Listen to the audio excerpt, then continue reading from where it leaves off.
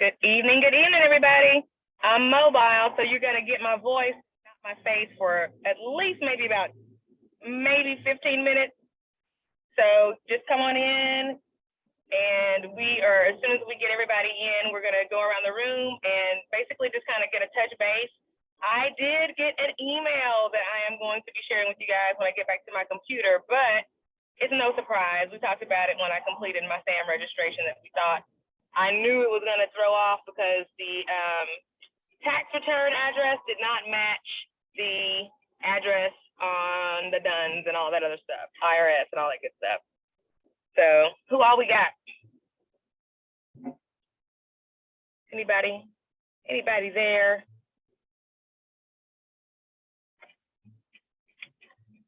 Anybody? Hello, everyone.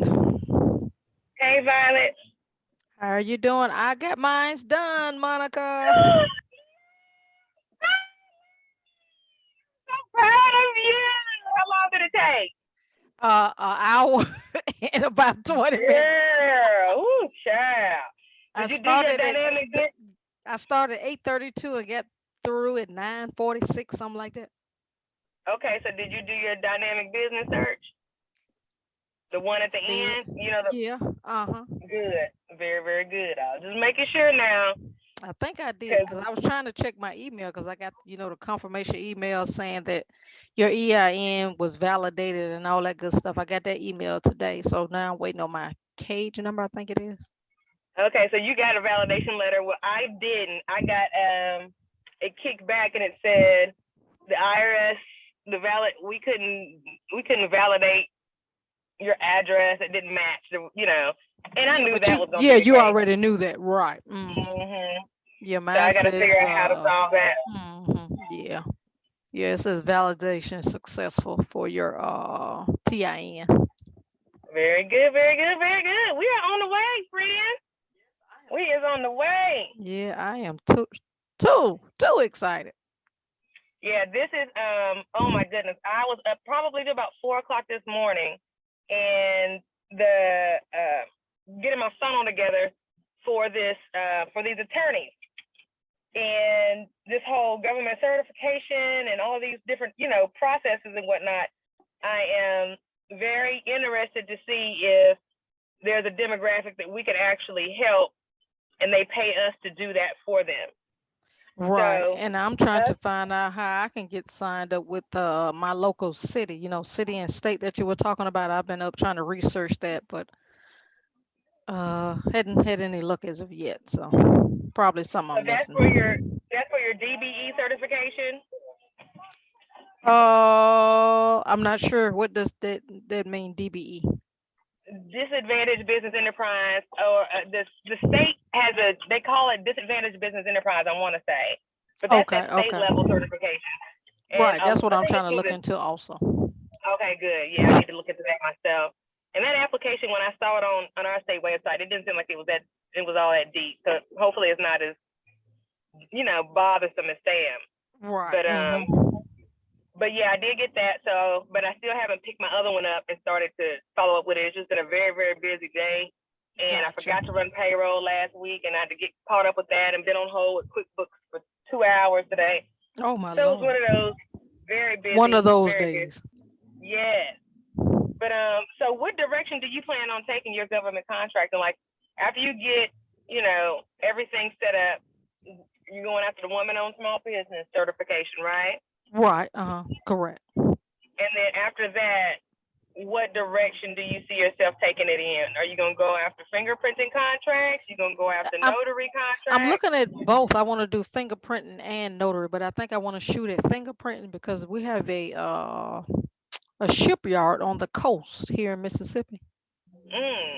And I want to look into that. So I said I'm gonna look into both of them. But there's a shipyard on the coast from us down in Biloxi area. So I said I want to look into that. So I think that'll be pretty good. Exactly. Yeah, I'm interested to see in class on Thursday, I think it is, that Georgette is going to go into some more detail about the government contracting for the fingerprinting, just to see what kind of opportunities are out there and exactly. the work looks like. That's my big thing. What does it look like? What are we do? What are we, you know? Exactly. That's what I'm concerned about. Yeah, I just need to know, like you said, what it look like. We got Right, everything that we right. need now. What the work looks like. Exactly, exactly. And then two, getting that woman on small business certification, even though, we're in that space of notary and fingerprinting, it Correct. doesn't limit us from partnering with people in other industries. So that's Exactly. another thing that I'm kind of interested in, is to see, okay, if I'm in these NAICS codes, but let's say a contractor, a building contractor wants me on his contract because it will, help him compete for some money, but he's in a different NAICS code than I am. Will they let that Exactly. fly? Right. That kind of thing. Can those So, match, or how do they work when you try to put them together or what have you? right. Yeah, Because I it think seems like me and it's going you. to be a lot of opportunity. Yeah. So now I'm trying to figure out how to go about and do my bank account, because I still haven't got a business bank account or any of that. So that I need to get that done before the week is out. Yeah, yeah. All So right, let's right go around the room. Okay. Candy, what's going on with you? You can hear me now? Yes, ma'am. Okay. I'm still trying to finish up my SAMs. I know I'm stuck on that part. Okay, where you stuck at? Because it is challenging. We know that part is hard. I think it's the part that has that certification. That what's that? Say it again. One moment, because I got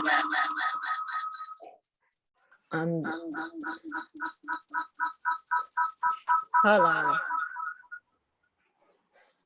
You can hear me now? Yep. Okay, it's the part where you come to the assertations. I think I have to log into it. Oh, the certifications?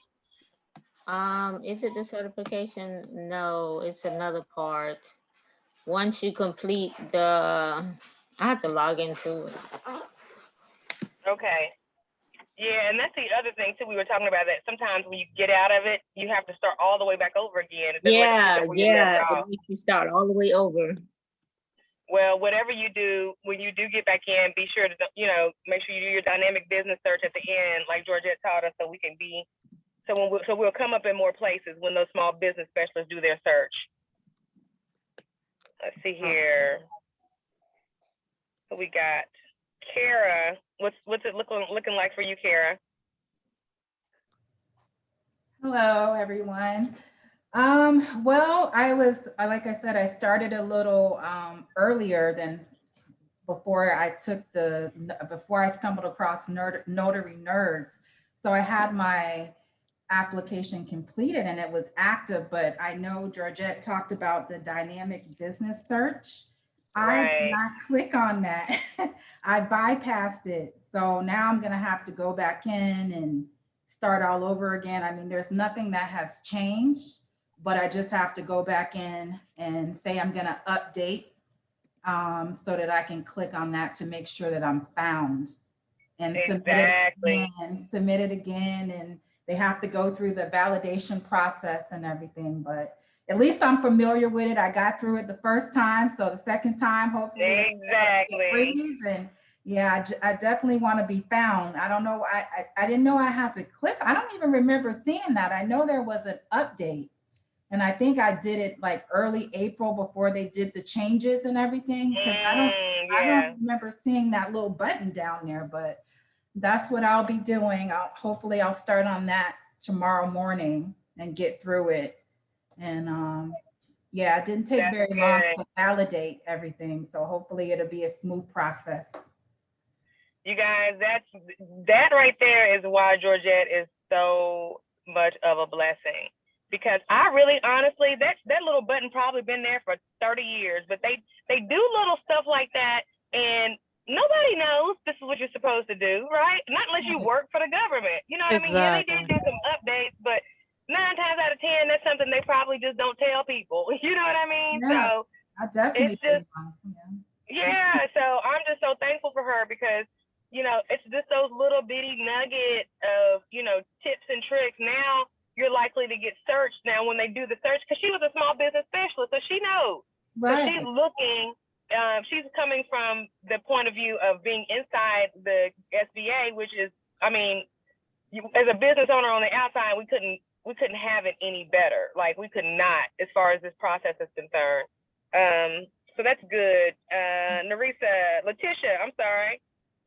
Let me hit Letitia, and then Narisa, you're up next. Letitia, how are things going with you? Hi, can you hear me? Yep. Okay. The last time we talked last week, I told you I had completed everything, but I was waiting on them to send me a cage number. Remember when you were talking about Right. right. So I haven't gotten any word about my cage number. It's been going on like 3 weeks now. Okay, so you and me both need to get on the horn with these people this week. I got Well, a I thought you call. already got yours. Well, here's the deal. No, I had got hung up at when they looked at my address, when they were about to issue my cage. This is on People First Realty, my real estate. They said, hey, there's other businesses at your address. Not only that, I moved. So I gotta pick that back up, call the DLA, whoever that is, and get that figured out. Now, the one I submitted on Friday for complete signings, it kicked back today at the ITIN, IRS TIN match. I failed. So I haven't even got to the cage code part for the complete, from, you know, the notary business. So yeah, we got to get on the phone with these people, print out the email, call the number. We got to do that tomorrow, Wednesday at the latest, so we can keep it going. Well, at least you Let's got see. kickback. I didn't get kickback. I haven't heard anything. Oh, you didn't get anything. Anything. And mine just says active. But you do say, it does say active though? It says active.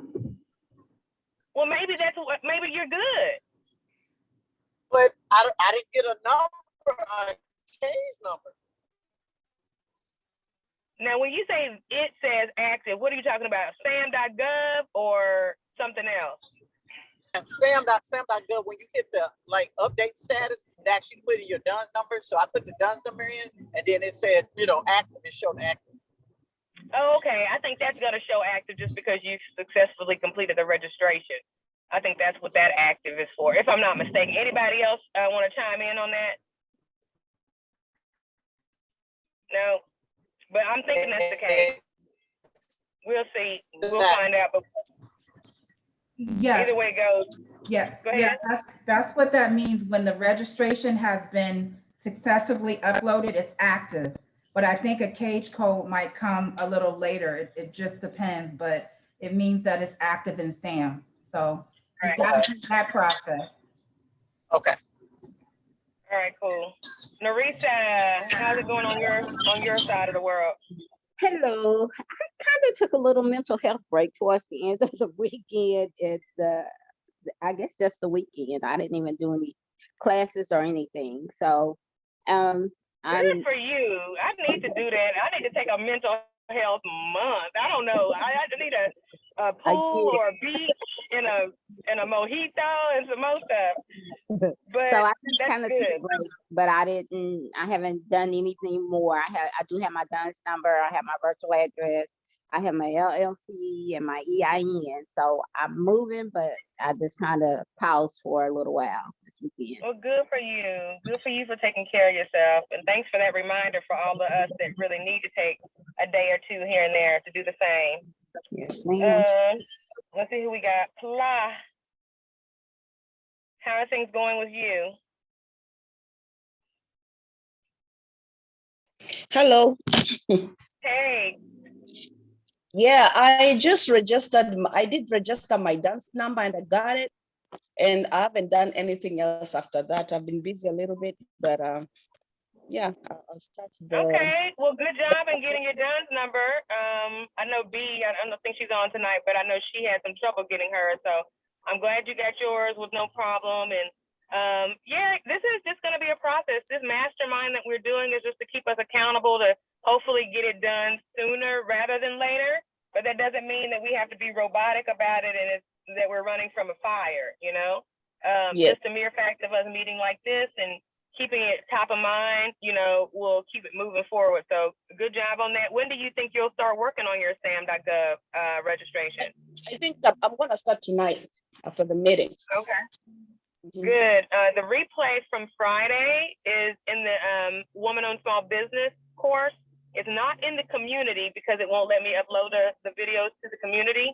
But if you want to watch the replay while you're going through it, that way you kind of, if you have any questions, because Georgette was on while I was doing mine, and she may help, watching it may help answer any questions you might come up with. Oh yeah, follow the video step by step. You shouldn't have a problem. That's what I did. Where is the Okay. video located? When you go into Notary Nerds University to your library, then go to how to start how to become a woman-owned certified business. The name of I think that's the name of the course. And once you click inside, go to the chapter that says DIY Mastermind Replay, I think. Okay, And the replays are actually there. okay. So Great. Okay. Even with the SAM too? Because I'm like, yeah, well, the SAM, there was a whole class on SAM. So when you go into your library, Desiree taught a class called how to register or SAM registration for notaries or something. Anyway, there's a whole class. She did step-by-step screenshots and everything in that class. So just look for that in the library. So I have one more question. So after registering the dance number, the SAM is the one that comes first, right? Yes, DUNS comes first, which you did right. Now you need to do sam.gov. Okay. But you're gonna need, I believe I put my bank account information, so you're gonna need your business account. You're gonna need your, which means you're gonna need to have your EIN already. So you need your business account and your EIN before you Okay. get to the sam.gov. All right. Thank you so much. All right. You're welcome. To Kenya. Good evening, ladies. First time here. I'm glad to be here. I am in the process of filling out my SAMS application. I am starting at, well, I actually started that on yesterday. I forgot how tedious of a process that it is. Exactly. So I am going to be spending some more time tonight. I have everything I need to get that wrapped up and get that submitted today. Nice. Very nice and welcome. So glad you're joining us. It's just a loose accountability group that you've, plopped yourself into, that we're going to get this done within the 12-week mastermind, and we got started a little late. So last week we had two sessions, and this week we're going to have 2 sessions. And we'll probably do 2 sessions next week just to stay caught up, Awesome. because we wanted to ultimately have. Let me just tell you guys what my real secret plan is. Okay, so my real secret plan is to have as many people as I can set up so that they can help people do these pre-registration or what I call pre-certification steps. DUNS number, SAMS.gov, and all of this stuff. So a bunch of independent contractors who I can throw work to if I find it. And I hadn't really mentioned it because I like to kind of just wait and see what happens before putting it out there. But just so that you can have maybe a little extra motivation in getting all of this done. My plan is, you guys know that I have joined the American Bar Association. My plan is to go very specific and niche out to attorneys, and not just any attorneys, but solo attorneys. And the solo attorneys are, they've got a couple of pain points, which we've talked about in a class, the marketing class for attorneys. If you guys haven't watched that, definitely go into your library and at least listen to it. But debt, law school debt, and they're not able to charge, or the fees that other law firms are able to charge. So anyone who goes to them and says, hey, look, I can help you make money, they're going to have an open ear to. So when we as notaries market to attorneys, it doesn't need to just be, hey, I'll be there to notarize your will for you or your client's wills. I'll be there for your powers of attorney. It's not just for that stuff. That stuff is great, but it's also to say, hey, look, I want to add value. I'm adding value to the services I offer. One of those things is providing you with information about government contracting and how to go about how to go about getting certified, and maybe even help along with that. So once I'm doing the fingerprinting marketing first. That's this week. Once I get that out, I'm going to start the attorney database and do the attorney marketing. So that's kind of what this is all about. Is that, yeah, I want to get certified so that I can go after contracts. But I really want a whole bunch of us certified so that if attorneys say, hey, I'll pay you $650 to do it for me, then now I've got, the makings of a nice, signing service. So that's kind of my secret, not so secret plan. I like that plan, Monica. Yeah, we're going to see what we can do with it. And even if it's just like the 12 of y'all on the call or 8 of y'all on the call, right? Or even, the few that can't be on the call tonight. Let's say it's 20 of us. If I turn that marketing up and I get hit with a bunch of responses and they're like, yeah, I need you to do. Now I could turn around and say, Violet, are you available? Narisa, are you available? So, and know that you guys know how to do it because you're doing it for yourself. Love it. I love that. Exactly. So, like-minded people, like you put it in the chat to Kenya. Absolutely. Great. Right. Love the idea. And here's the other thing about it is I was looking at it from a geographic point of view, and I was like, oh, okay, well, let me get, Violet all of the Mississippi leads, and let me get Desiree the Tennessee leads. And then I thought about it. I said, well, there's no need to stay within state lines on this because it's a service that's being offered, and it could be offered to anyone in the country because it's all online. So there would have to be a very detailed intake form developed so that the attorneys could fill it out and provide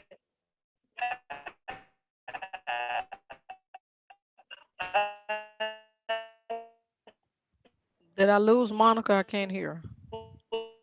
Sounds like she's driving. Hi, ladies.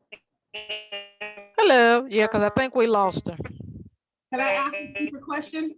Go ahead. So I'm frugal. I don't know how many other people are frugal. I have a real estate license, and there's certain services that you will buy and you share services. Is she still talking?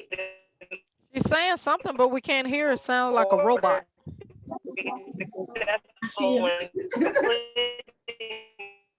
Monica, we can't hear you.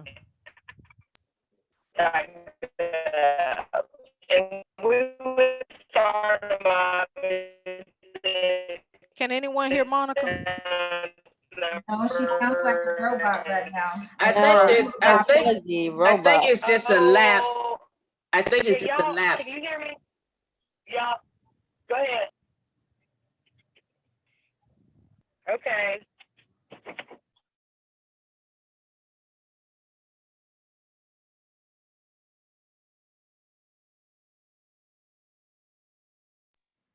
Okay, did we lose everybody? I don't hear anyone now.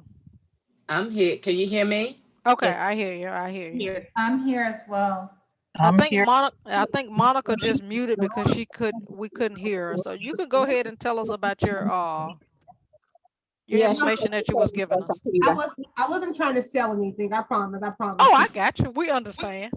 I'm just gonna see if anybody's willing to go contribute, and we have a group membership to the attorney network. Say that again. I was willing to see if anybody wanted to share membership to the bar association. I think that's a great idea. That's what I was. I'm good and frugal now. See, that's what I was trying to say, but I didn't know if I was going to offend anybody. Oh, I'm good and frugal. I mean, I'm willing to put them coins together and do a team effort at any chance I get. As long as it's paid, we can share, and we have all this access, and we exactly things from different parts of the country. Right. Exactly. Well, exactly how much is it? I never got the cost. I've never even went to it to see. Mm. I mean, technically, it's not that It's much. 150. It's actually one signing. So, I mean, we could do it, buy it ourselves as a tax write-off, but I don't know how everybody's money is right now. So is that Yeah, it's $150? $150. Yes. It's 150. Uh-huh. Oh, Is that 150 annually, or is that just for? right? Oh, annually. Okay. It's Oh, okay. annually. Oh, I could do that. Oh, we can write that off then. Yeah, we can write it off. Yeah, definitely can be written off. Yeah, because I just did my taxes today and I had a slew of invoice receipts.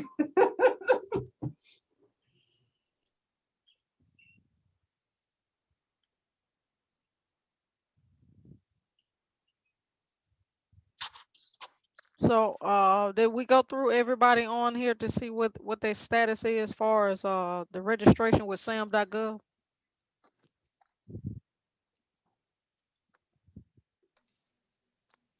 For me, I just started. I'm right at the beginning. I just got my DUNS number, but I'm at the end of the registration part where I had to upload my finances, like my income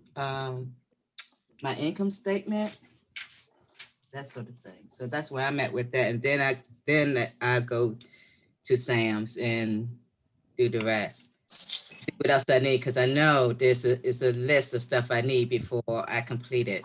So I need to get that list of what I need, because I don't want to go in and I don't have everything I need when I start registering. Anybody know how to access that list? Because I know when you first start, it tells you when you log into Sam and everything, it give you a blue window to tell you. Did anybody screenshot what is needed before we get started? No. I didn't see that. I didn't screenshot it. Yeah, Was Monica talking about a DIY video Hey, everybody. has instructions on what you need to do and what you need? Right. I know when you log in, when you first get started with sam.gov, it tells you then that you will need this before you can get started. And I didn't do a screenshot of it, so maybe Monica has it to let Antoinette let her have it, because she said those are the items that she needed to get started. Okay, Monica, you're in the room. There you go, darling. Hey, sorry about that. Y'all were talking about the instructions for sam.gov. Correct. Catch me up on where you guys are, what y'all talking about. Yeah, I was talking about all the items I need to get to register in Sam's, because I know I need more than just a DUNS number. So what else do I need to register? Because I heard different things that you need. I need to start working on it before I get started. Right. So what I'm going to do is take a look at the class.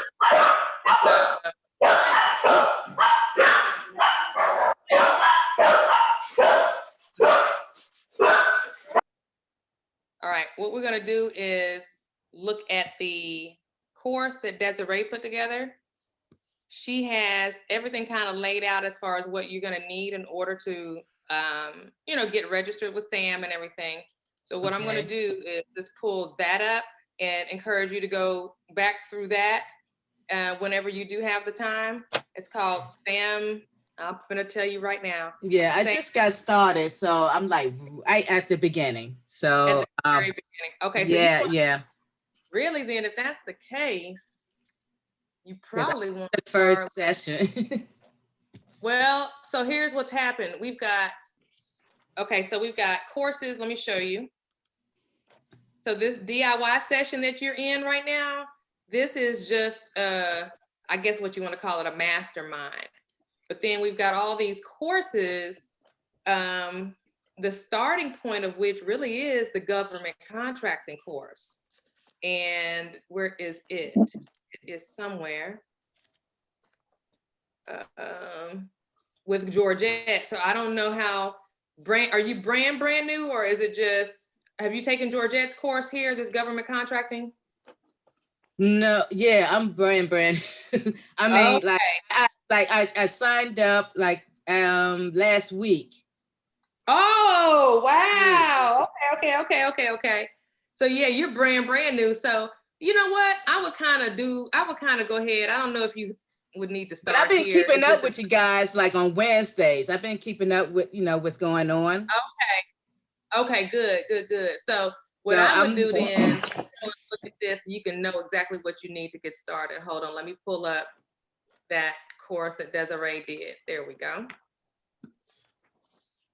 Yeah, because there's so much information in here. It's just so hard. I know. And I'm like, okay, where do I start? Right. I probably need to categorize it in such a way that people can have a starting point and know where to go. Start here. Okay, so let's see here. Oh, it's only on the replay. But I'm gonna see if I can't open up her slide deck.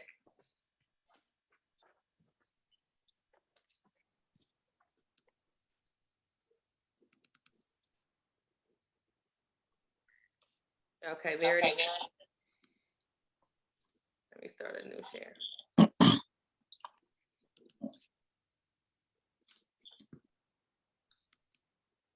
Okay, so she had, this is the class that Desiree taught. She put this together for us, and I'm not gonna go back through and teach her class, but here's that checklist that she put together right here.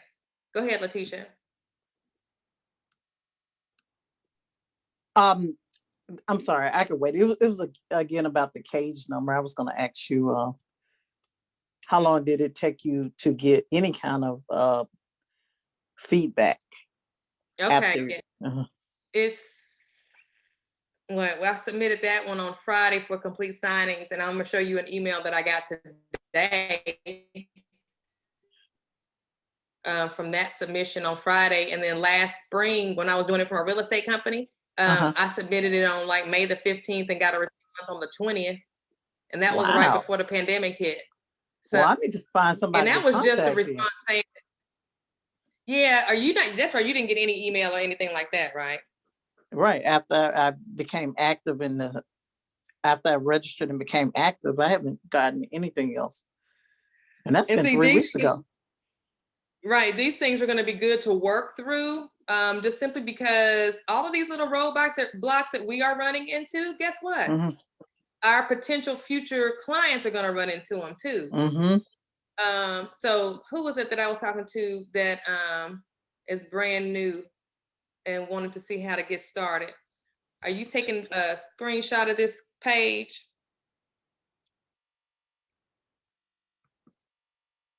This is what you need. You need your business name. You need your physical address. You need your tax. Uh-oh, there you are. Now I have my now I want to ask you a question about the physical address for my LLC. Okay. I was thinking about getting a virtual address. I should have done that from the beginning. Would that be a good idea? Because right now I'm using my home address as my. That's a good question.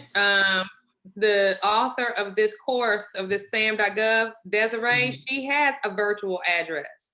She did run into a little something, a little static when it came to that, but her virtual address is one of those places where there's several different businesses, but it's like a Regis. I'm not sure exactly how it works, but that's one that she was able to explain, and they just said, okay.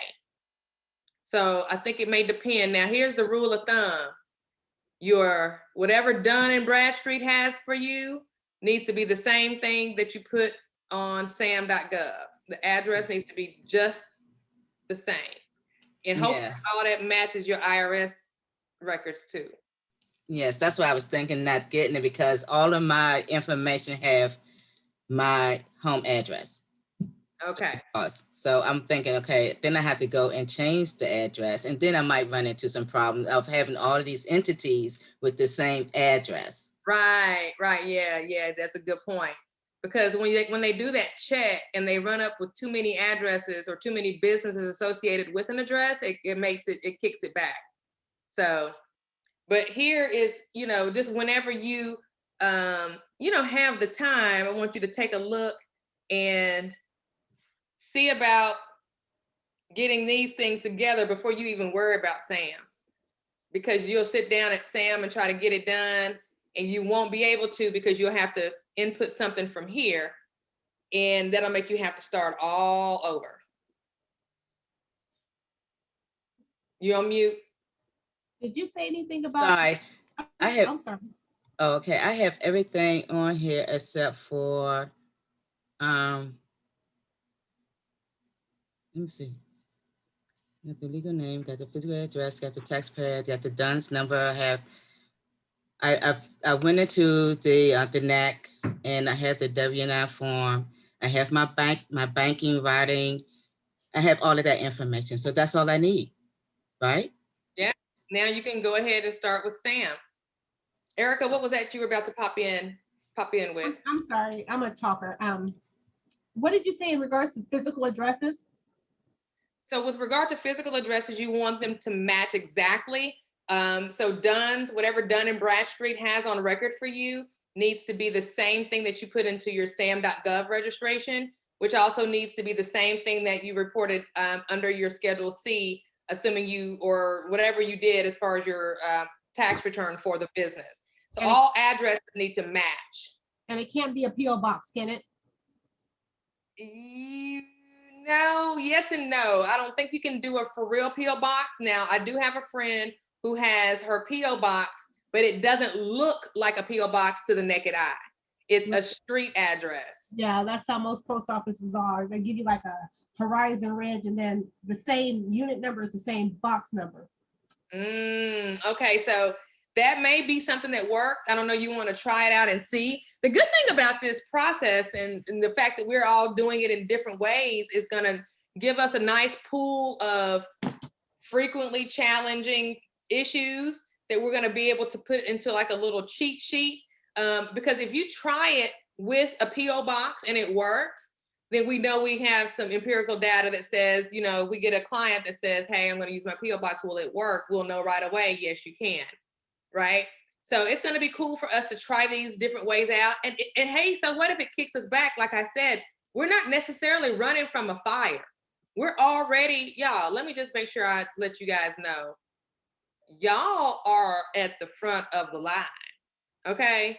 When it comes to this, there's probably maybe 100 or 200 other notaries in the country even focusing on this. Maybe. Most of the notaries that are out there focusing on money-making activities are focused on the loan signings and maybe not even thinking about getting certified for themselves, much less providing it as a value-added service to their. So y'all are we're already ahead of the 8 ball. So when it comes to us doing stuff and it messing up and it kicking back and us waiting 2 days, we're still good. We're still good because we're already ahead. So we're learning, and not only that, we're learning like as a group. So my issue with my tax return, we saw it when I submitted on Friday. Erica may go ahead and submit her PO box. Yeah, go ahead, Erica.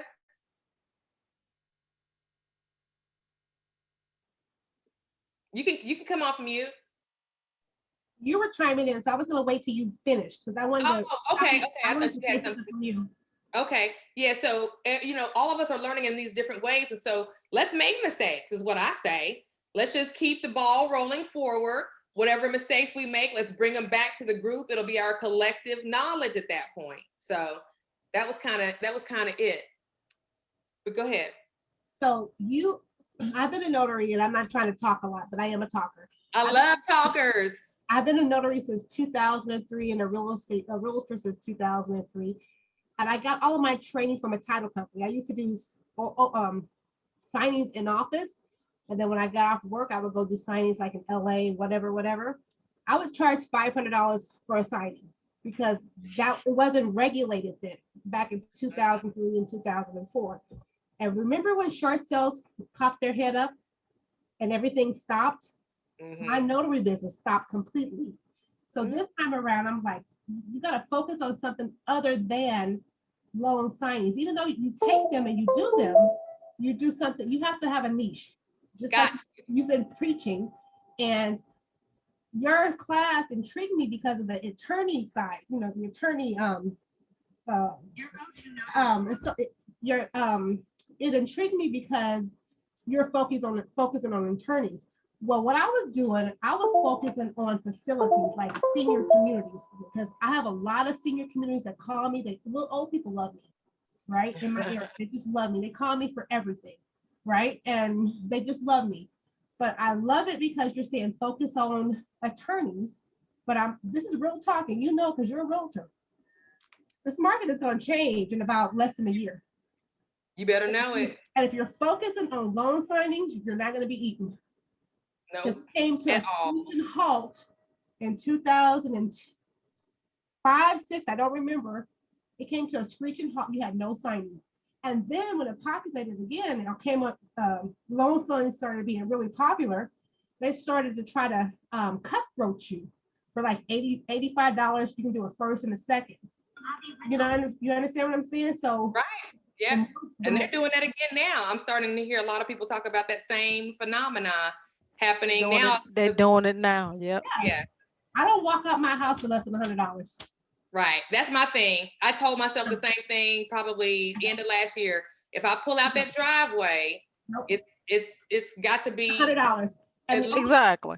But the because you got to add up all the costs. You do. And the only thing I do, I That's me. If I do one document for a little old person, because you know they don't have much money, I'll do one power of attorney with one signature for $35, $40. Right. And they're happy. Yeah. That's around the corner. But I don't leave my house for less than $100. Right.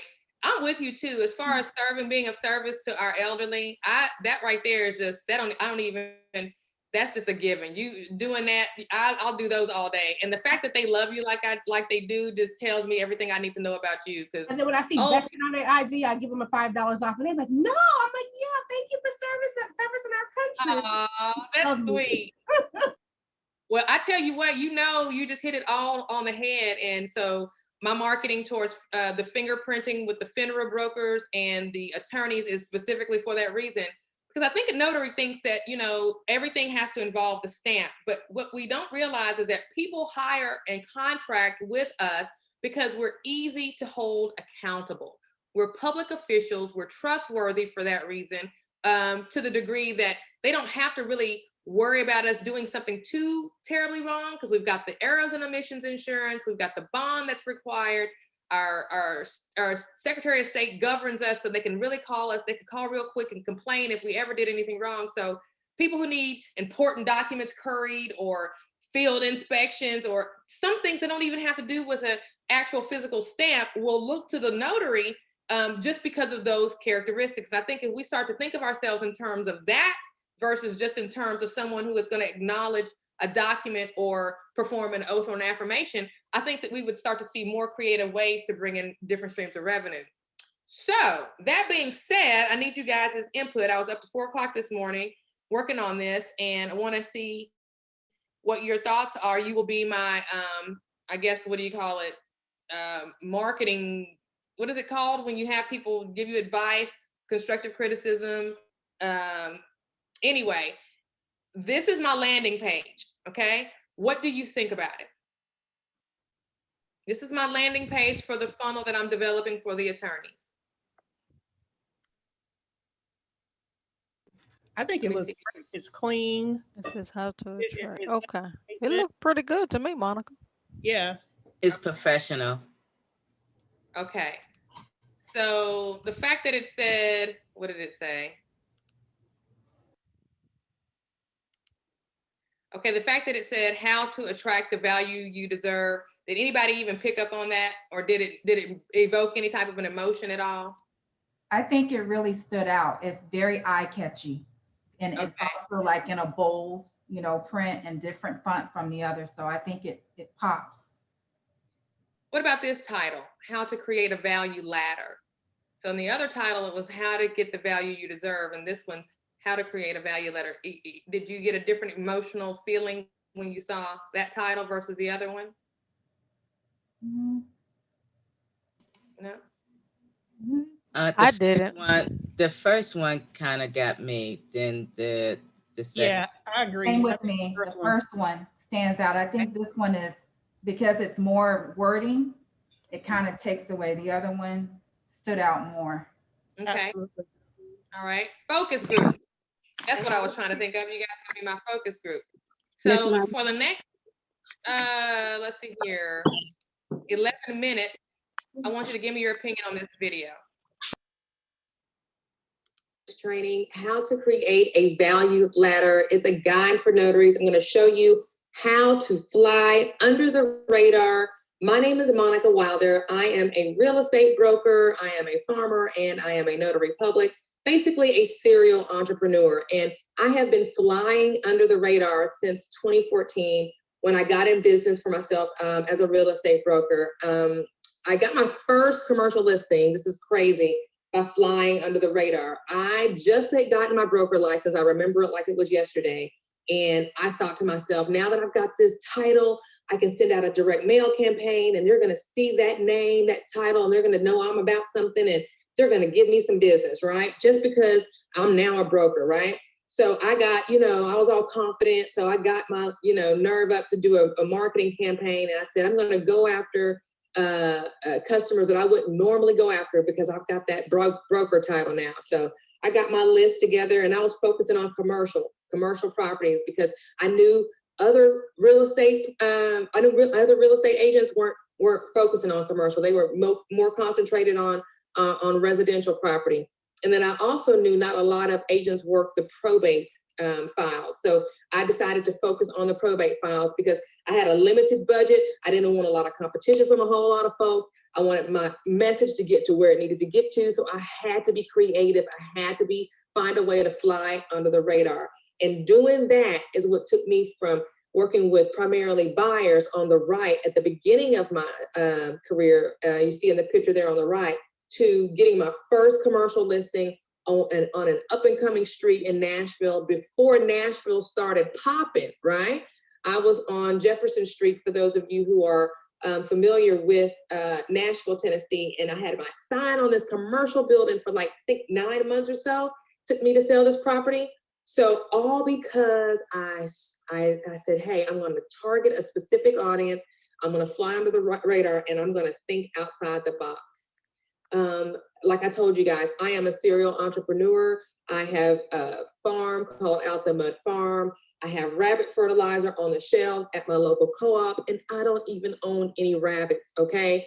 This is what I'm talking about. You have to think outside of the box sometimes in business in order to make space for yourself. They made space for my rabbit fertilizer on the organic shelf at the co-op, right? Why? Because I thought outside of the box and got free rabbit pellets, ground it up, put it in a coffee bag, stuck a sticker on it, and put it out there for the world to see. Now here we are with Notary Nerds. Notary Nerds is my baby. Notary Nerds, I had no idea it was gonna grow like it's grown. I started out wanting a signing service that was kind of modeled after a real estate brokerage, right? So I set up Complete Signings LLC.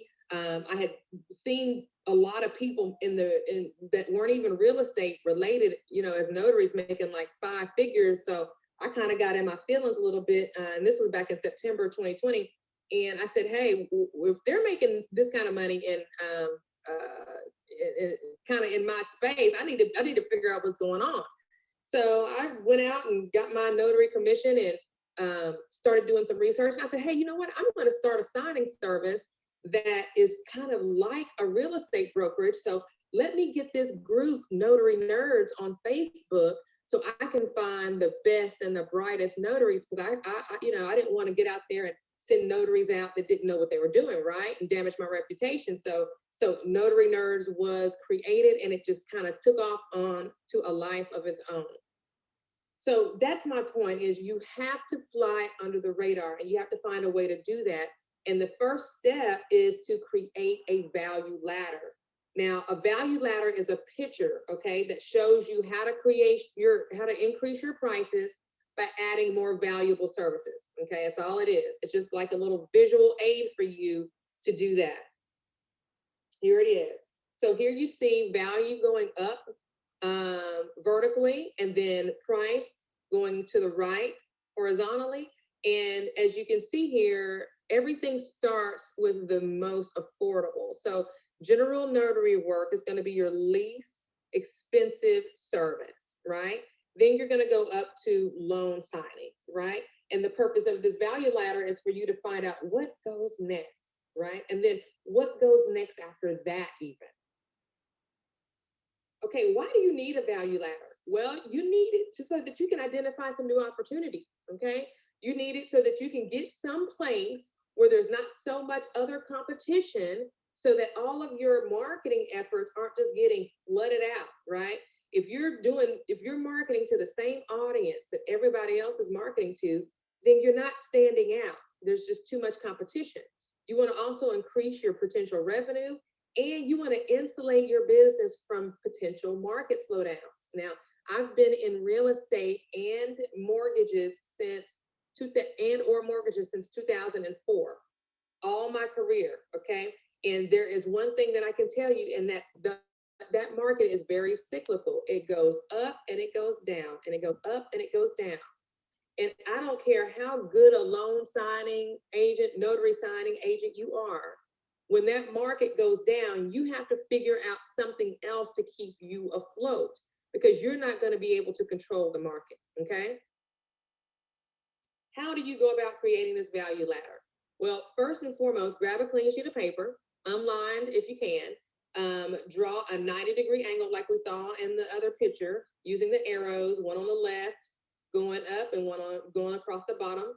Write value along the vertical line on the left, and write price along the horizontal line, going off to the right, just like this. All right. Next, draw your ladder. Be sure there are at least 4 steps on this ladder, but if you want to make more, you can. Just make sure you draw your steps small enough where you can have enough that you need. And you can keep doing this exercise over and over and over again. So if you get started and you need to scrap that page and start over, start over. So here you go. Write your steps 1, 2, 3, and 4. Okay. Now fill in the services that you offer. General notary work probably is going to be at the bottom for most of us.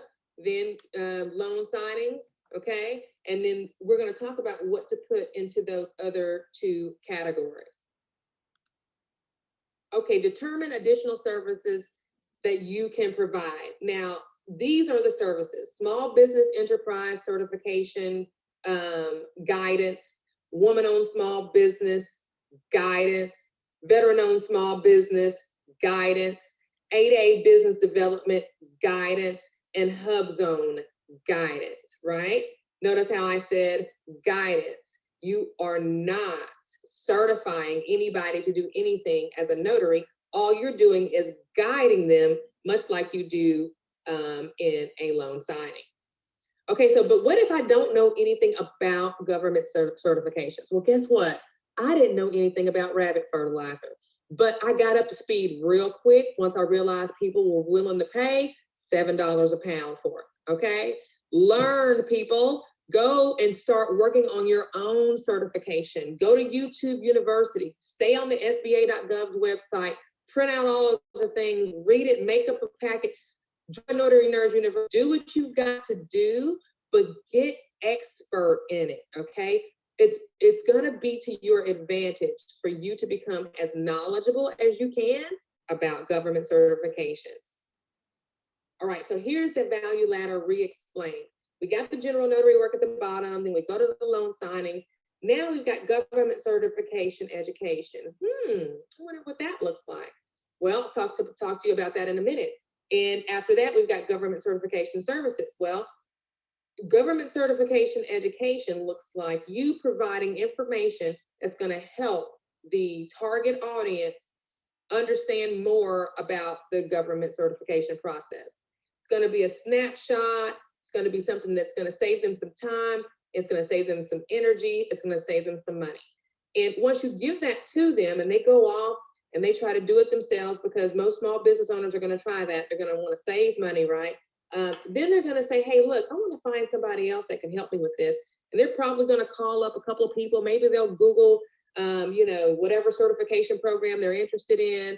They'll call up a couple of toll-free numbers and they'll find out real quick that $3,000 is about the cheapest they're gonna find it from a reputable outfit, okay? So they're gonna go back and they're gonna look at your spreadsheet or your cheat sheet and they're gonna say, hey, I could probably figure this out, but I'm just so busy. And then they're gonna say, wait a minute, let me just give them a call and see if they can't help me out, right? And that's where government certification services will come into play. So who are these, who is in this target audience? Who are these people that you're gonna be providing these services to? Well, they're busy entrepreneurs who could grow their businesses with these government contracts that they would probably have a good chance of getting if they got these certifications, but they're either too busy to get started or they don't even know where to start. And you're probably asking yourself, aren't there already programs out there to help? Why would they need me, right? Well, yes, there are already programs out there to help, but most of them are open during the day, 8 to 5, just like the entrepreneur, okay? They're not gonna do any work outside of hours for the entrepreneur. And not only that, most government employees are not in a real big hurry, right?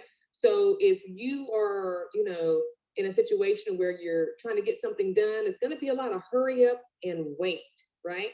So why not, since you know about these challenges that this entrepreneur would have in accessing this information, why not come up with a creative solution and solve that problem? But I'm just a notary. That's all I am. I don't know, maybe this is about out of my league. Well, don't forget, notaries who work as signing agents are already experienced in guiding people through complex legal documents. Notice how I said guiding. Just like in a loan signing, you're not explaining anything. In a certification situation, you're not explaining anything. You're guiding them just the same way, right? And government certifications are no different. Same thing if you're working with a client who is, has a significant will or estate plan or something that you're guiding them through, or some complex adoption process, or if they're having a document apostilled, okay? All of these are very complex. Government certification applications are no different.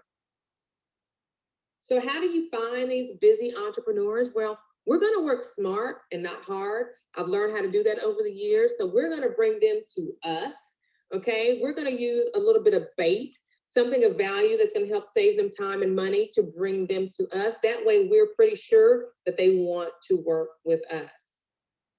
And what exactly is the bait? Well, the bait is gonna be a pre-certification checklist that they're gonna click on and give you their email in order to get access to, and a government sam.gov cheat sheet, okay? And this cheat sheet is gonna save them so much time and frustration, and it's gonna make sure that they don't forget a very, very, very, very important part at the end of the application that most people just don't even worry about because their brain is too fried from having gone through the first half of the process getting registered. How do you get this bait? Well, click on the link below and it will come your way. I'm so glad that you stayed here for this class, and I hope that you got some value and are busy creating your value ladder, and I will see you next time. Take care. All right, let me have it. I love it. Help me make it better. It was late, so I do a lot of and I heard that a lot. Yes, but no, I was focusing mainly on the information. Okay. That you provided. That's what I was focusing on. Okay. I was focusing on the value and, just the information overall. Okay. But, you might want to work on that part, but nobody is perfect. But it's more natural when you do it that way. To me, that's my opinion. Okay. But overall, I think it's great. All right. Anybody got some? Thank you, Antoinette. Anybody else? Help me out. Help me find a way to make that better. As for me, I'm with you with all of the uhs, but I will have to listen to it a couple times to kind of dissect it, so to speak. Gotcha. But yeah, far as, when you was saying the word, I would say try to, minimize that. Probably just go through it again and just see how you can, minimize all of the things like Gotcha. that. And I would have to listen to it a couple of times. Just like you proofreading something, you go over it a couple of times, you probably have to listen to it a couple of times. Yeah. All right. Anybody else? Thank you, Violet. The value ladder is very, very catchy. So I think that being the focal point of the presentation, maybe with some additional animations, maybe, Okay. will definitely keep the audience engaged. Okay. But definitely great content. And like I said, the value ladder, that's very, very catchy. Okay. Okay. Thank you. Mhm. Anybody else? So Hey, Miss Monica, this is Narisa. I thought it was an awesome presentation. I think I like the first title better, how to get what you're worth, because a lot of people kind of don't think about their worth. They just think about it as getting it done or as a job, as a career, as a passion, or what have you, instead of what you are worth, your worthiness. right. So that kind of stuck with me because I don't value my worthiness. I'll do something in a minute for free, and people will be like, "You should charge people for that." And I'm like, "But I was just helping." So Right. There's a lot of that in the notary space. A lot of that. People don't even want to charge. They feel bad about charging people stuff or fees when they got to drive all the way across town and do all this and that and the other. And they're like, I don't want to overcharge, but you really have to think about it like a business. So they're right. You got to figure out how much your time is worth because it's valuable. It's very, very valuable. So I think that first title is probably going to get more of a response. But okay, so I'm gonna put a question to the group. What is stopping anybody on this group from dissecting that sam.gov replay from Friday, creating their own sam.gov cheat sheet, sending that sam.gov cheat sheet to a couple of just random attorneys from Google?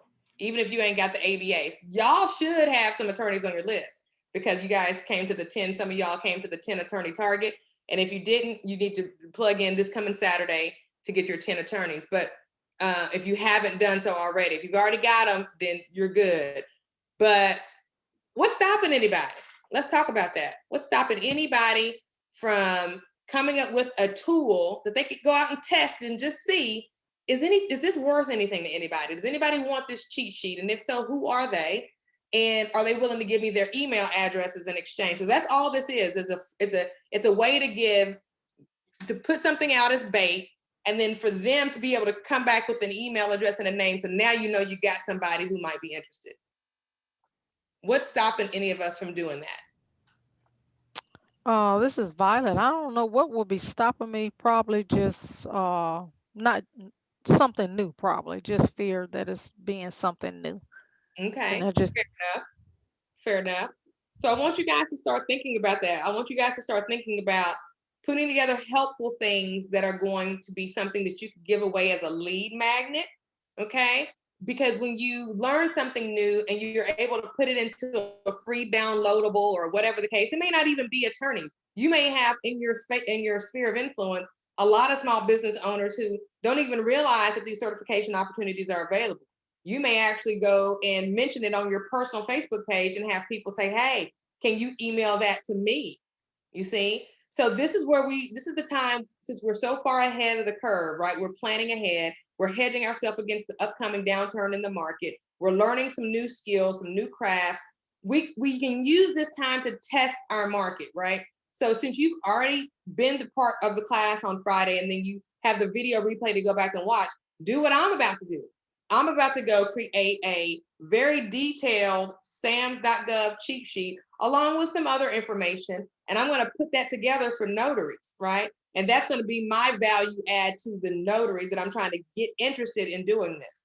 This presentation, once I clean it up, is going to be free.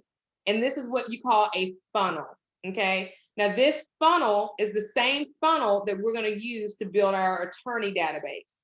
I'm sorry, to build our attorney, that extra money coming in from certifications, we're going to use the same method. We're going to provide the attorney with something for free, okay? Once they download that free thing, we're going to make them another offer, and that offer is going to be, hey, join this private Facebook group where I go in and post the announcements that are available.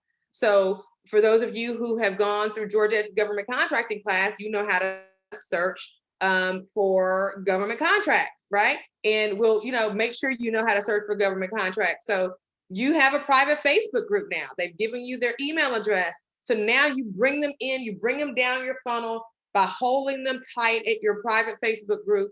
And all that private Facebook group is you going out and getting certifications or getting requests for proposals or all of these different opportunities and posting them in the group.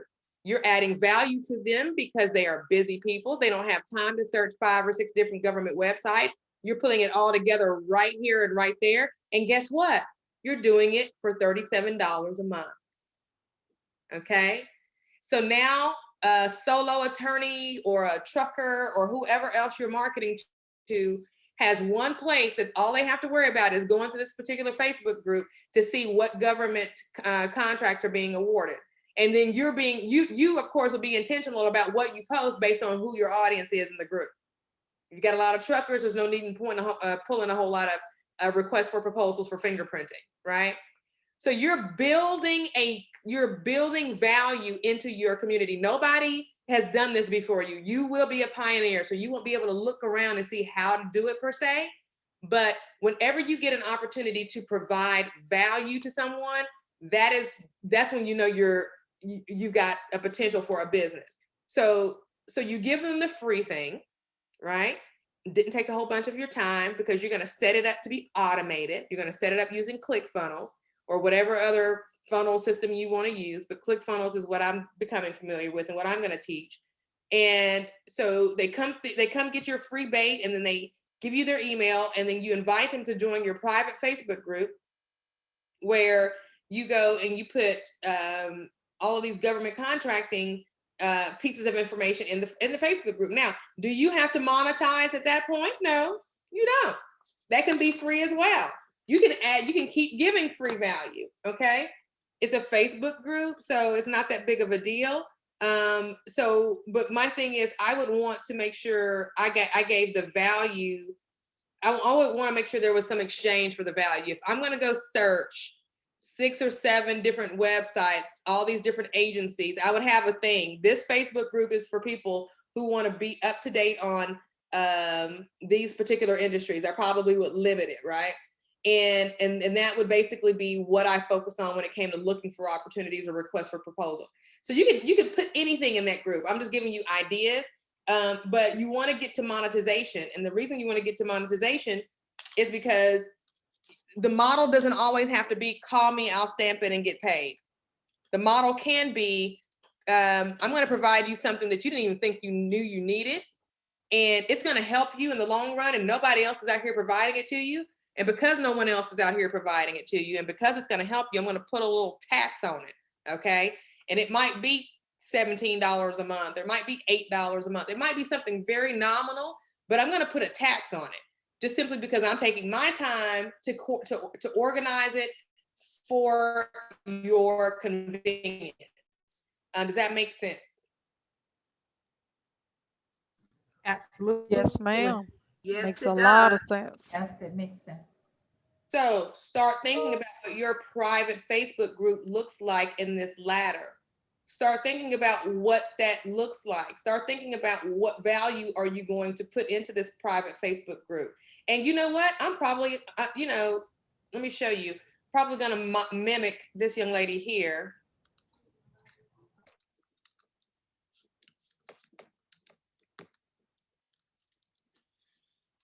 I'm probably going to mimic her. Get to her subscription.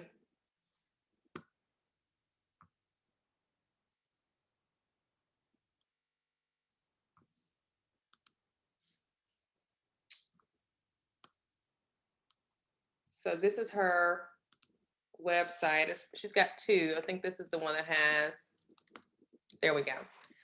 This is the one that's got her subscription information on it. I'm going to mimic her when it comes to price, right? You guys see that? Yes.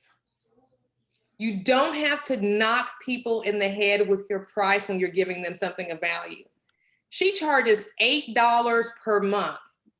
Do you want to have an idea of how many people are in her group? Because she has a private Facebook group that people go to as well. So let me give you an idea. So when you start marketing, you start thinking about, oh, I'm going to charge them $100 a month, but no, I don't think that would be a good idea. You want to give them, you want to give them value, but you don't want them to think about canceling that subscription, right? So the value that you give needs to just be, it needs to be at a place where they don't have to question themselves and say, hey, I could just go do this myself, right? So I'm going to Meg's group, and I need somebody with some good math skills. Who's got some good math skills? Who's the volunteer with the good math skills? So there is Meg's group. Oh, I'm sorry, let me get it to the right browser here. Okay, new share.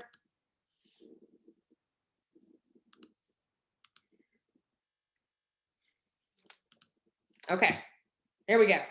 How many people are in that private Facebook group? 4.2K. 4,000, 4,200. The only people that can get into this group are people who have done what? Paid that $8. Paying her $8 a month. I'm one of those people. That's how I know, because I'm, you know, I'm supposed to be in this group, but I hadn't started working out in it yet. Okay. So 4,200 people That's times 30 what? 33,600 a month. Now, the model that I'm trying to push you guys into is that membership model, and how to use your your newly found value-added service of certification guidance, right? To create a place to where you can provide value to a target audience.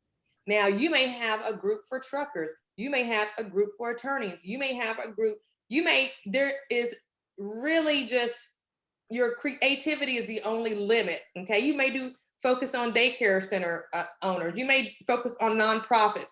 But the key is, when you focus on a group and you understand who your target is really well, and you can address their needs really well, then when you put something of value in front of them and it's affordable, then they're going to be able to, they're going to say, okay, I'll buy it, right? So every month, without worry, she has, give or take, $33,000 coming in. Now she has to pay her staff, and I'm sure she's got overhead and things like that, but I'm pretty sure she's not paying all of that $33,000 out in expenses, right? So when you think about this group that you will create, you have to think about it, okay, if I'm gonna go for a small price point, then I wanna make sure I have enough leads in this category to make it worth my while, okay? That's kind of what my focus would be. So that's the thing. Does anybody have any questions about that? I have a question. So if you're going to lead them to your private Facebook group, will you link on that Facebook group or that page that you are a notary, and that would you list your credentials on that private Facebook page is my question. That's a great question. And yes, they would know I was a notary from that page, but would I beat them down with it? I would let them know in my communications to them that if they ever need something notarized, yes, I'm that person. But that page, that private Facebook group, is really more for me giving them the value of, hey, here is a request for proposal I ran across. You might want to, you know, apply for it. You know, that's what that would be for specifically. Okay. And then the goal is it's kind of the Matthew Lesko effect. You guys remember Matthew Lesko? He's still around. Okay, he sure is. He is on YouTube. Yes.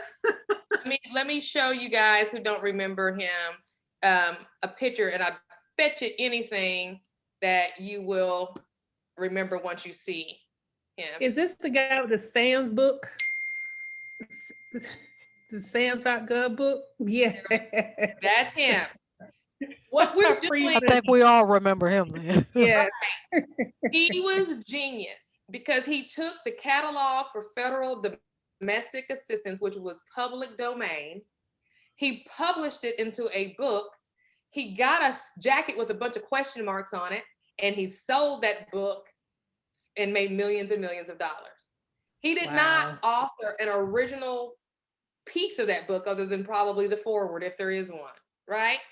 He took free information, put it in a convenient package to the consumer, a package that the consumer understood. Forget about the fact that most of us intellectuals, oh, that's already available for free, I'm not going to go get it. No, that's not us. That's not his target audience.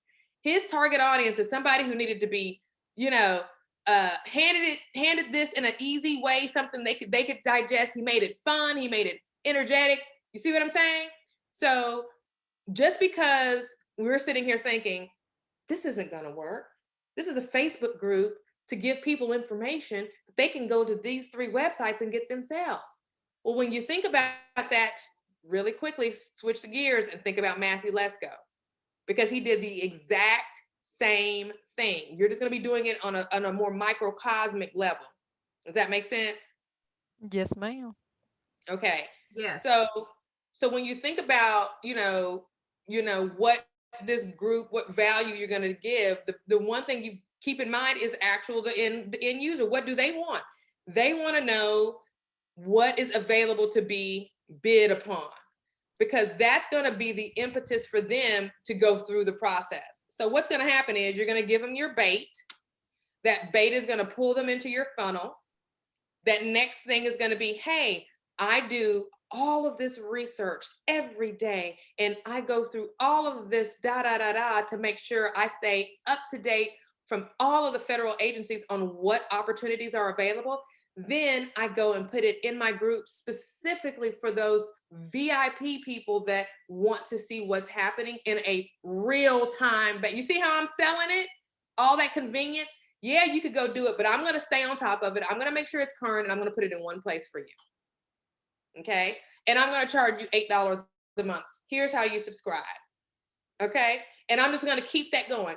At this point, I don't care if they call me for a power of attorney, a will, a trust. I don't care what they do, because if I got enough people giving me $8 a month, then I'm good. Right now, will they call me for those things? Absolutely. Okay. So, and my links, like you say, will be there for them to be able to go. I'm not going to beat them down with it, but they're going to be able to access me from a notary space in that description of that group. In the file section, somewhere they're going to be able to go to my appointment scheduler. But that's not where it stops. The training I've been watching over the weekend from Russell Branson, who created ClickFunnels, he said amateurs focus on the front end. What does that mean? Most people who get online trying to get people to do something go in for the ask off the rip. Give me your money. I don't know you. Give me your money because I'm great. That's the wrong way to do it. That's an amateur style way to do it. The way you do it is you give something of value away so that you can begin that relationship. That's like you guys getting together with your cheat sheets and seeing who on your Facebook page would buy, just to see, right? Hey guys, I just went through this sam.gov thing and I just wanted to let y'all know it was a bear. But if anybody needs it, let me know. Shoot me an email. See who emails you for that sheet that you go and create, right? So once you've done that and you're testing your market, the thing is, they're going to need further assistance. So that's step 2. You've given them this opportunity to get into your, so get the cheat sheet, and then now they're in your funnel. So that second email you send to them, or that second communication is, hey, I've got this private Facebook group and this is what I do. And it's only $8 a month. Here's the link if you want to subscribe. Then they subscribe. Now they're in there, they paid $8 and they're in there going, oh my gosh, I didn't even know about this. Oh my gosh, oh my gosh.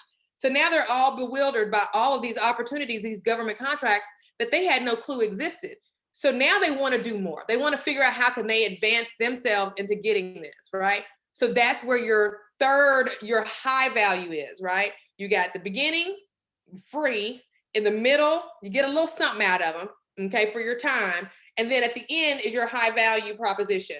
And that's your step 4. And that high value proposition can look like you guiding them through the certification process in a DIY fashion and not charging the DIY money that these companies out here are charging. Because I call around, and even though they're going to be handling everything, I still had to be pretty significantly involved in the process to the tune of $3,500. Okay, so there is space between $3,500 and probably about $600 that I would probably say is wide open for, you know, for people who wanted to use this in Target. So we'll see. We'll see. What do y'all think? Sounds like a great plan to Violet. Monica, this is spot on, because Exactly. think about it, as busy as PTAC is right now, if I tried to schedule something with them to just maybe do my SAMS.gov registration, they would not have the time. So you are actually saying is that we can fill a niche where they are overwhelmed with people who need the help, but you just have to find out who those people are, right, to help them find the information that they need to find, because the people that are PTAC or have the information, they're overwhelmed because this is their job. It's just like with the live scan fingerprinting, they're overwhelmed because of COVID. So now we have an opportunity to go in and do ink fingerprinting because of them being overwhelmed. So this is spot on. That's it. That's it. That's exactly it. Antoinette, you got your hand up? Yes, I have my hand up. Yes, I have to agree. I used to work for the government for 15 years as a government contractor, and they are looking for people to do this sort of thing. That's why I said I love the information that you provided, because that is right up my alley, because that is like my thing, and that's something that I always wanted to do, but I applaud you. Well, I appreciate it. And both of you guys, like I say, we're at the very beginning of it, and it's just going to be a matter of time before the market does its adjustment. It's going to adjust. Like anybody in the industry knows it's going to adjust. It's just a matter of when. Some people are forecasting fourth quarter of 2020. Some people are forecasting first quarter 2022. I'm sorry, 2021. So whatever it is, it's got to do it, because right now our interest rates are being held artificially low. There's a lot of government propping up when it comes to the moratoriums on the evictions and the foreclosures. So things are about to happen in the mortgage and the real estate market that are going to force notarial entrepreneurs to look elsewhere besides loan signings. Yep, they're going to have to learn to pivot. And some of them going to have to learn to pivot real quick. Right. So let me share with you guys this model, and then we'll cut loose on in this model here. There's one, particular group of entrepreneur that is ripe for the taking. There is one particular group of entrepreneur who I am going to double down on and focus on when it comes to the certifications, as far as focusing on them. And that is the female business owner, right? I want the women business owners, and I want the women business owners who are in the NAICS codes that are okay with that WASB, that are already on the list, right? So I am very, very, very interested to see, and not only that, attorneys, female attorneys in particular, because I'm doing my research, and there are some challenges that they're facing, especially mid-career. They don't make it to partner as half as often as their male counterparts. And so a lot of them, after 15 years of practice, leave the firm. And who better than to get an email that says, hey, there's some government contracting opportunities available. Would you like to, and that's in your space, which is, you know, legal services, thought you might want to know about it. You've got their attention real quick. You got the attention of somebody who's been sitting on the fence looking at, you know, being passed over for promotion. Okay, you've got that demographic. And then you've got the solo attorney, female attorney who would benefit financially from a relationship with a government contracting entity. So when you look at people who are in pain for whatever reason, and you can go in and figure out a way to solve their pain, particularly with revenue, then you've created a nice little quiet storm that you can kind of massage and see where it takes you. So here is, this weekend has been a bunch of brain for me, right? Figuring out what does this model look like, creating the funnel, because I'm doing two things. One, I'm teaching the notaries how to do it. Why? Because of my secret plan. I want a whole bunch of notaries that if I get overwhelmed, I can contract with you guys and we can invoice each other and partner. Two, I'm going after this market myself for the complete signings, right?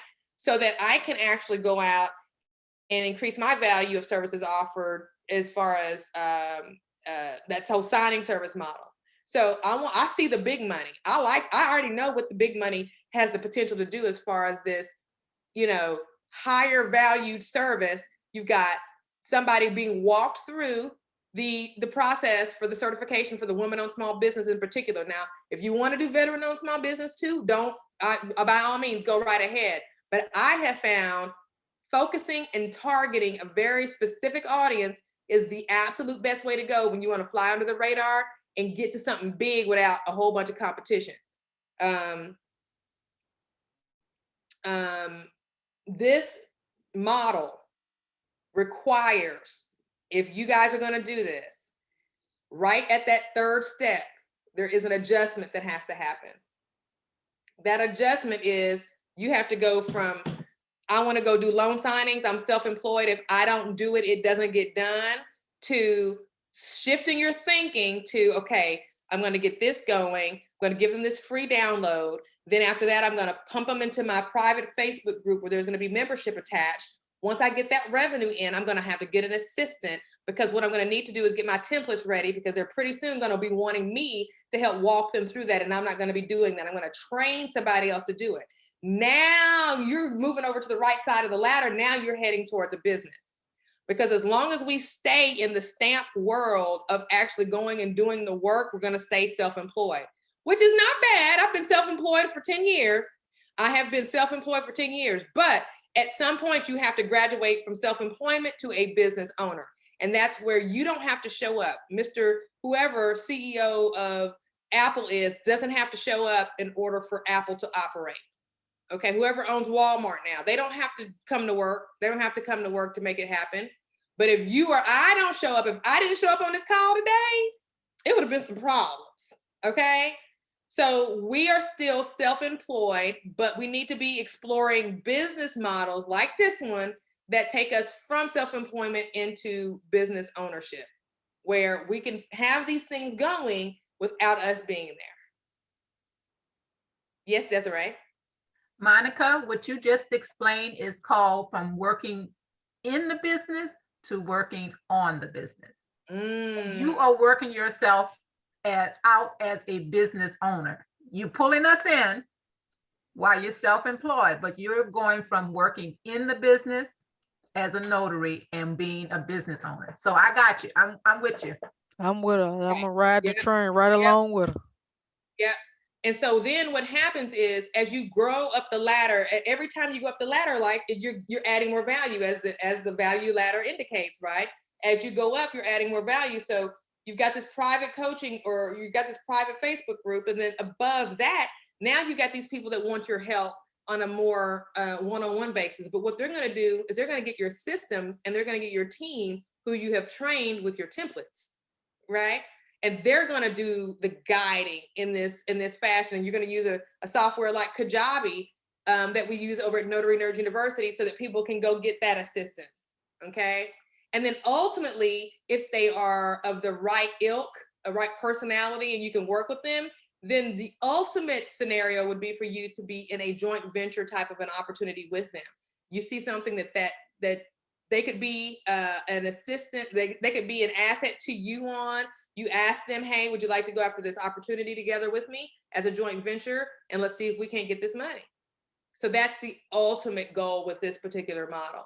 But that doesn't have to happen anytime soon. You want to stay and develop these relationships over the course of time and seeing who's serious. It's kind of like a recruiting process, like what I'm doing with Notary Nerds.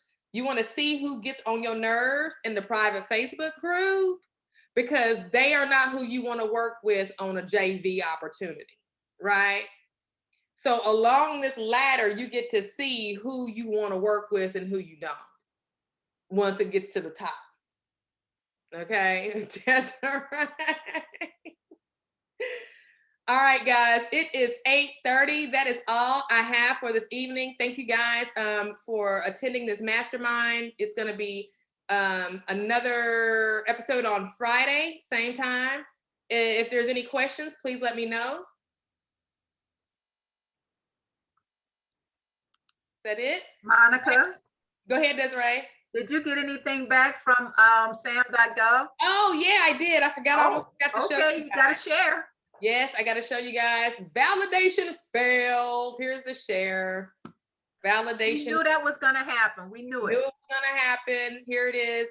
It came this about 6 hours ago, and it said it failed because, and we know why, my tax return address was different than my whatchamacallit address. So there you have it. And for That's those- good. That's good, because that's the point I was trying to drive home. You will have, but how long are they giving you to respond? Did they give you like Well, 3 days? It just says So here to pass. not this one. Okay. But I would be as responsive as I can be, because this is just going to delay it even further. Because before you get into an email match, having emails going back and forward. So whenever you get a chance, if you can kind of correct that and get that back over to them, and then they'll Right. go back and take a look at it. Because you still haven't gotten to the cage review process yet. No, not for this business. I'm in limbo on another business from May of last year. So I've got to still call them and pick that back up because I got stuck at cage with my real estate brokerage. So now I've got 2 phone calls to make tomorrow. Mhm. So, or sometime before Friday. But that's it. That's definitely it. Thank you guys again for being on the call this evening. And the recording, remember, will be actually in the Woman-Owned Small Business Certification class. It won't be uploaded in the community because it won't let me do that in there. So I have to put it in the actual class. So look forward to it there. We thank you. Everybody have a good evening. All right, have a good night. Bye. Okay, bye-bye. Thank you. Good night. Good night.